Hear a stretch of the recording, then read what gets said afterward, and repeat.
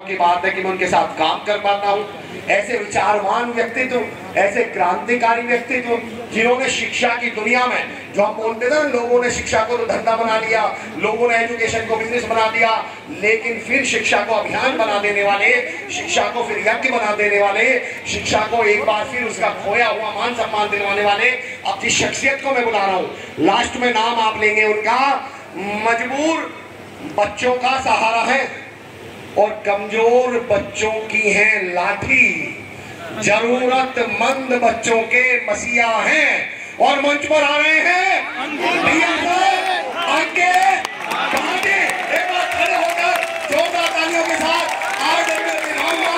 इस देश में शिक्षा की क्रांति लाने वाले, गरीब कमजोर बच्चे तक शिक्षा मुहैया कराने वाले आदरणीय एमपी पाटिल सर, मैं मान करता हूं सर, सम्मान करता हूं। ये हमारे गौरव की बात है कि हम आपके साथ खड़े हैं मंच पर। बहुत बहुत आभार। एक बार जोरदार thank you. I love you, I love you,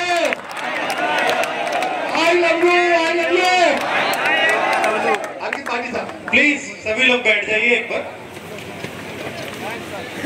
पहले उन सभी माता पिता को नमन जो अपने बच्चों को यहाँ ऐसे कार्यक्रम में शामिल करने के लिए और उन्हें प्रेरित करने के लिए यहाँ लेकर के आए।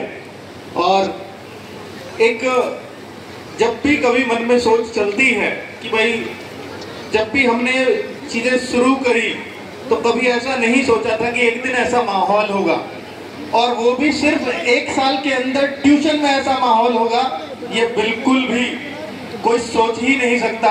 तो ये सिर्फ संभव हुआ है इन टीचर्स की बदौलत। लेकिन इनको सेलेक्ट करते हुए, जब इनका चुनाव करते हुए जो बाधाएं आती हैं, वास्तव में वो बड़ी चैलेंजिंग होती हैं, क्योंकि उनको चुनाव करते समय हमें बहुत ध्यान रखना पड़ता है कि ये बच्चा, ये जो टीचर है, कि ये बच्चे के प्रति कितना लॉयल है, ये बच्चे को कहीं बीच में छोड़कर तो नहीं चला जाएगा, बच्चे के प्रति इसका कितना डेडिकेशन है।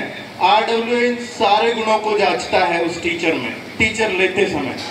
और जब वो इन सारी कसौटियों पर खरा उतरता है, और इन सबसे बढ़कर कि वो बच्चों के लिए दिन रात कितनी मेहनत कर सकता है, ये गुण अगर उसमें होंगे तो वो आरडब्ल्यू में टीचर बनने लायक हमेशा रहेगा, और वो आरडब्ल्यू का अभिन्न अंग हमेशा बना रहेगा जब तक वो बच्चों के लिए काम करता रहे। क्या बात है सर। तो यहाँ पर जितने भी टीचर्स हैं, एक साल में देखिए, मेरा काम था कि मैं टीचर्स को चुनकर आप लोगों को दे दूं बेस्ट टीचर्स, लेकिन वो बाकी काम इनका है कि इन्होंने जो दिखाया है कि एक साल में कि 80% प्लस 3000 से ज्यादा बच्चों ने हमें डेटा भेजा, 95% 200 से ज्यादा बच्चे के मार्क्स आए, 90% से ज्यादा 500-700 बच्चों के मार्क्स हमें मिले।